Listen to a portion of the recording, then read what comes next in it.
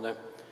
So we will meet with the interim superintendent at some point, because that will come with the MOU that we did receive from them. But just wanted to let everybody know that Corporal LaRochelle will be coming out of the school. He's done his 3 years up there. He's very excited to come out, get back in patrol. And we're putting in Sergeant Sparrow up at the school resource officer. So he'll be putting up the assignment there. He'll be working with Corporal LaRochelle for about 2 weeks up there, the first 2 weeks. And then LaRochelle will come back in patrol full, and Sergeant Sparrow will be up there as the school resource officer. So it fits him.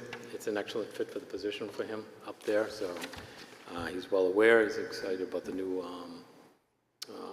position up there, the assignment, so moving that way. So the school resource officer, the MOU that we did receive from the interim school superintendent, we haven't met with him yet, so we're just waiting to do that, meet with him, go over the MOU, and once we get that, we'll give you a copy of that, any changes that we do make. I also had the highway safety grant audit last week. So that came in on Wednesday, so everything went well. We passed that without any issues, got the paperwork back. So we're good with our grants, and I know the select board on the 5th, you guys approved the other grant that's coming in there for October to October. So I'll pull that, get that down to the state, and we'll be good for October of this year coming on, because their fiscal year for 27 starts in October. So that will start the new safety grants for their 2027 year. Department budget preparation. So that is due to the town manager by August 24th. So myself, Chief, Sherry, and Communication Supervisor Lyons have been working on the budgets, getting those, preparing those, going through everything, getting some quotes and some other items that we have to do. The question is, for you guys, is the police cruiser, which is always a topic. We're going for one cruiser. That's not the big issue. It's just where do you guys want to place it? It's always a question. We were going to put it into the budget, but by the time it gets to the budget committee, it always gets pulled out and goes back into a warrant article, which the warrant article is not a bad position for it, because we can use the detail revolving fund to offset some of the money. So the question is for you guys, where do you want us to put that, or what's your suggestion on it? So the revolving fund, you cannot put it if it's part of the general budget? If we put it in the budget, you would have to do a warrant article to use, I think the revolving fund, just to use that money to offset it. You could do it separately. You could keep it in the budget and then do a warrant article that we're going to use this money for, offset the detail amount. Or you put the whole thing in there and let the town vote for it. As you know, we're only going for one because we ordered two last year. We ordered a third one this year. So we're only going for one cruiser for next year. Where is all your other equipment located? Where's what? Where is all of your other equipment that you purchased located? In your budget, right? Yeah, yep. Yeah, it's in the operating budget. Yeah. And this isn't something that we just do a one-time purchase. This is going to be every year. We're always going to have one cruiser at least. Right. So it's what to move forward. We had it in there. We just took it out. I think in a warrant article, but I figured I'd talk to the chief before I came here. And I said, hey, I'm going to ask them to see what their suggestion is before the 24th to see if we put it in there. Because if you do a warrant article, those don't have to be in until the end of September. I mean, my preference, having, been in law enforcement, and although I wasn't necessarily, tasked with budgetary, issues because I was a sub commander, from New Hampshire State Police. However, I think it should be in your budget. You're fiscally responsible. The chief is fiscally responsible. And then there's no question, there's no question that, you're getting a cruiser. If it is in a warrant article, you're, We have no idea. yeah, you have no idea.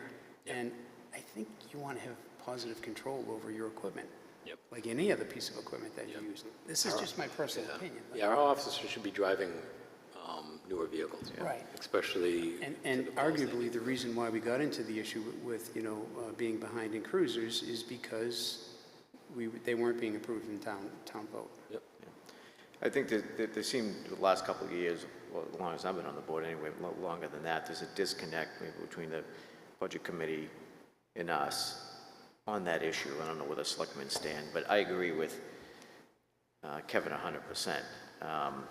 The chief has a statutory responsibility, right, to manage the budget, make sure he stays within the budget constantly. Yep. And you have to allow the manager of any agency the ability to manage and move things around as needed.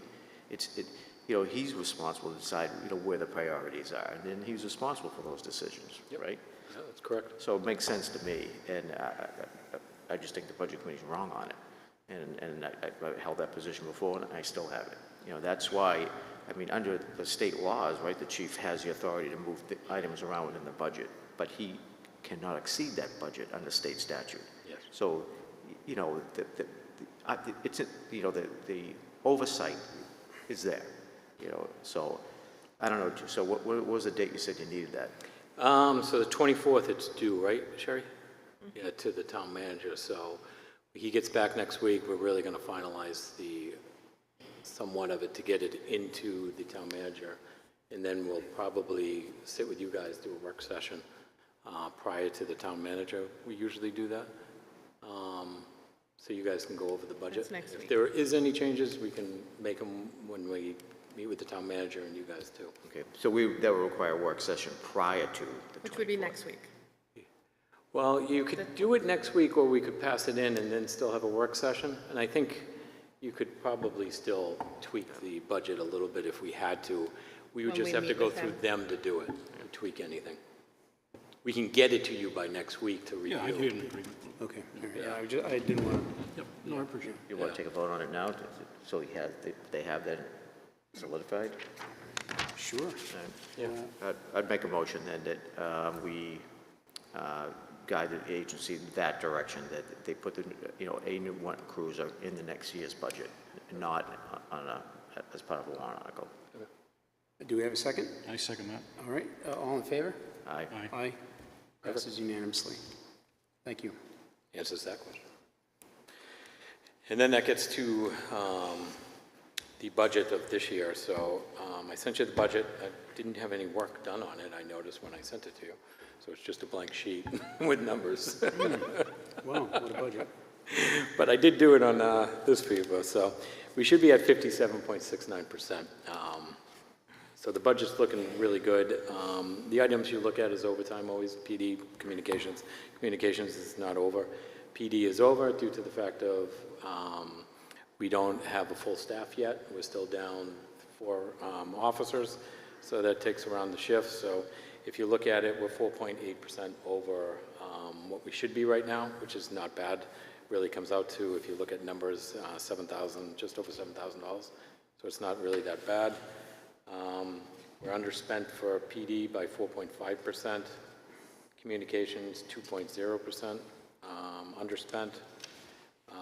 Animal control, as we do know, we don't have somebody in that position, so that really hasn't been spent at all. And overall budget is 4.34% underspent.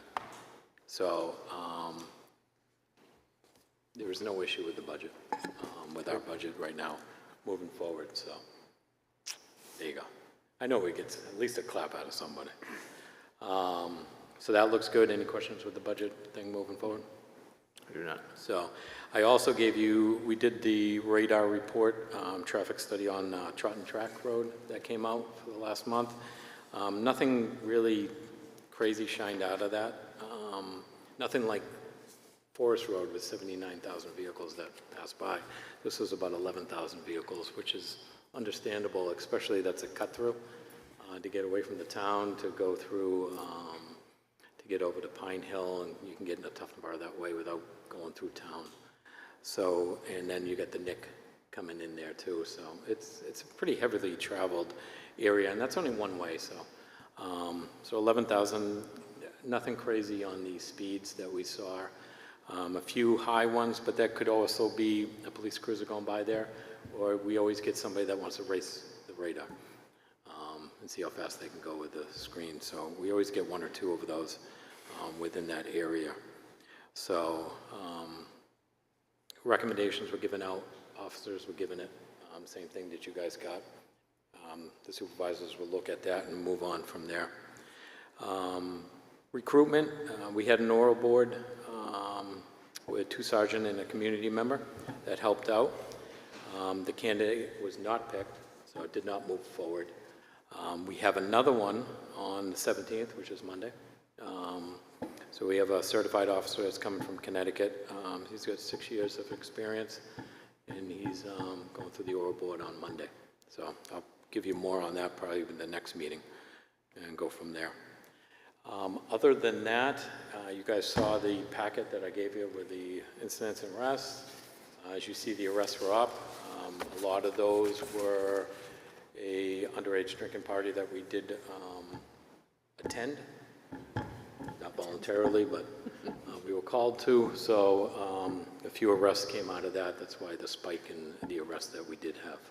So, any questions? Thank you, Captain. Any questions for the captain? Yeah, I just want to circle back to the trotting track report. Yep. Last month, while you were on vacation, we heard the report on the Forest Road Oh, yeah. audit, or whatever you want to call that, analysis. Anyways, one of the things, we're currently working in that area, and it hadn't really come to my attention until I started going down there a little more frequently this summer. But the area in front of Cary Beach Yes. is a 20-mile-an-hour zone. Yellow. Yep. It starts a few hundred feet before, and it ends a few hundred feet past. I'd be surprised to think that any of the vehicles I passed throughout the summer were going any slower than 30 miles an hour. So, Yeah, so the yellow, I'm sorry? And whether or not you've got the ability to do it, whether you could park somebody down there a little more frequently, just to try to encourage people to slow down, because you've got a congested area during the summer months with kids, especially. But they do, they fly back and forth, and they're certainly not doing 20 miles an hour. there is somebody generally in that general area that actually has a radar. That's so I followed up with them too, and she was getting some speeds that were pretty good coming around there. So somewhere in that general area. Yeah. But yeah, we are well aware. I was pretty shocked of how many cars, but shocked but not really shocked because of how much construction goes down there, landscaping, just the general area, how many houses actually are there during the summertime. But when you see 79,000 vehicles go by in one way, it's within a, I think that was a 4-week period. It's pretty, it's a good amount of traffic, especially for that road for a dead end. It's not going anywhere unless you're going to the water. A lot of houses down there. So. Yeah, so, yeah, so we still have directed patrols. That's a recommendation. They're going down there. They're still in that general area. They still go down there, and visibility is huge. So, as you mentioned. Yep. And enforcement action. Visibility and enforcement action. Correct. I'll just leave it at that. Yeah. Any other questions? No. No. Okay, moving on. Commissioner items. So our next meeting date will be Thursday, September 10th, 2026 at 6 p.m. here in the Great Hall. Select Board Representative, Mr. Paul O'Brien. Good evening again. Thanks for inviting me back. Didn't thank you guys for the 4th of July. It was a great time in the town. Everybody appeared to have fun. Thanks for what you guys did. A couple of updates from where we're sitting. The town manager recruitment is going forward. More on that soon.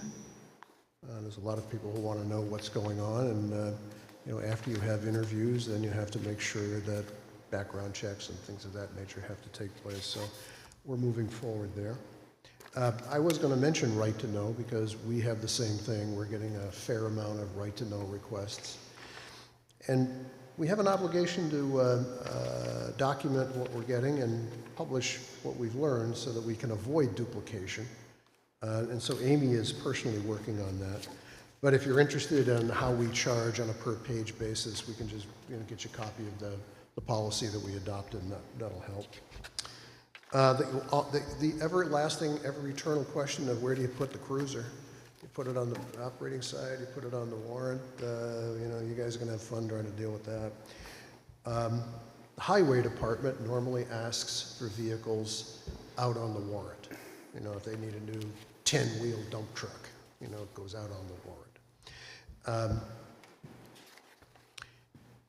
The Budget Committee does have a desire, I think, in my opinion, to try to keep the operating budget kind of in a moving along and not have a big number go in the operating budget. We'll leave that up to you folks to do your thing with them. Capital improvement, which is the process of actually teeing up your long-term capital needs, that kicks off next week. First one in the barrel is the municipal electric department. I think you guys submitted for CIP. I haven't gotten through it. You didn't have anything in CIP. Okay, good. I'm going to leave here tonight and go to the Budget Committee. Budget Committee is in the monitoring of expenses part of the world, but they're going to start getting more involved in things. We've passed out all the budget guidelines to the teams, and the captain is right as to when they're due back to the town manager, and that process gets going. Hopefully you'll soon get to meet our new finance director, Adam Camoli. Adam has been on board for a few weeks now. Quiet, but I believe he's going to be really good. He's helping right now with our audit, which started officially the other day. Auditors were in 3 days ago. And the reason it took a while for us to get the audit done is there were some undone things in 2025 that we had to do. We had to do some trial balances and some book closings and things of that nature. That all got done, and so the audit has officially begun. I have no idea when it finishes, but they will have it done. It'll be a full audit. It's not a top of the waves audit. And aside from that, in the next couple of weeks, we've had a public hearing on the Libby. That is a very popular item. We'll have another one next week. The question before the public is to comment on whether the building should be taken down or not. We've told the public, and I'll say it here tonight, we can't, as a select board, we can't do a thing without the oversight and the approval of the Charitable Trust Unit of the Attorney General's office. And as Jim Pinio said when he introduced this topic about a year ago, he said you can't snap your fingers and make the building go away. So it's meant to be a tough process. It's going to be a tough process. And the second thing we'll have to do is if we were to take a decision or make a recommendation to the Charitable Trust Unit, there would have to be an appropriation. Somebody's going to have to pony up the money to take the building down, and that's going to have to go out to the voters. So there's two kind of guardrails here on the question of the Libby. There is an organization who has stepped forward, the Libby Museum Preservation Society. They have taken the first step to become successors to the Libby, which in my personal opinion is the greatest thing we could ever do, because it gives them an opportunity to fulfill Dr. Libby's promise. More to come from them. We've asked to meet with them, and I think we'll probably meet with them in a week or so to kind of get that thing rolling. There was another organization called the Lake Winnipesaukee Association who expressed a letter of intent, not interest, but an intent to become a successor. They sent me a note day before yesterday and withdrew. their intention to become a successor. So right now, it's the Libby Museum Preservation Society that is going to be running point, at least for the moment, on the Libby. I think that's good momentum. I think it's taken a long time. There's a lot of reasons why it got here, but you know, there's hopefully some people who are going to hoover up some money, operate the place, and turn it into the museum that people want it to be. So with that, any questions? No. Sean? No? Rick? Kevin? Thank you, Paul. I'm off to the Budget Committee. Okay. Thanks. See ya. Thanks, Paul. Thank you. All right, and obviously, Tom Bell isn't here because he is at the budget meeting, so. Civilian input, public input. Bernie? Nothing, okay. All right, so we do have a non-public this evening, and I will entertain a motion to enter non-public under RSA 91A:5. I'll make that motion. Second. We will do a roll call vote? Yes. Yes. Yes. Okay, thank you. All right, well, that ends the public meeting. We will move into non-public. Thank you, Bernie. Thanks, Bernie.